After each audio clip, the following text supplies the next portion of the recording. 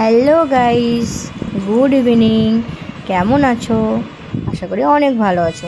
আর আমিও তোমাদের আশীর্বাদে অনেক ভালো আছি।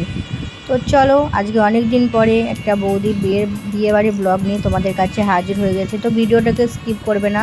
তো আমি যাচ্ছি, চলে এসেছি, কারণ বিয়েটা হচ্ছে মানে এটা ভাড়া বাড়ি বা কি জানি না।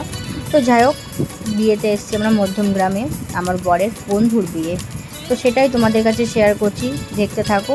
ঠিক আছে, তো আমি ভাবলাম যে এসছি যতক্ষণ একটু কফিটা টেস্ট করে দেখি। তো এসেই দেখি যে সব কিছু দেওয়া তো হচ্ছে। তো আমি কফিটা নিয়ে বসে পড়লাম খেতে। তো আমার বরকে বলছি, তুমি কি খাবে? তো বললো না, খাবো না।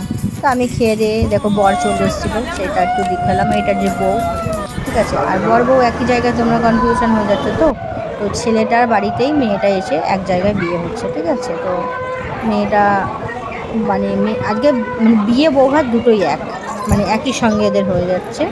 ঠিক আছে, তো এখানে সাত পাকে বাঁধার পর্ব চলছে, দেখতেই পাচ্ছ, শুভ দৃষ্টি যেটা বলে।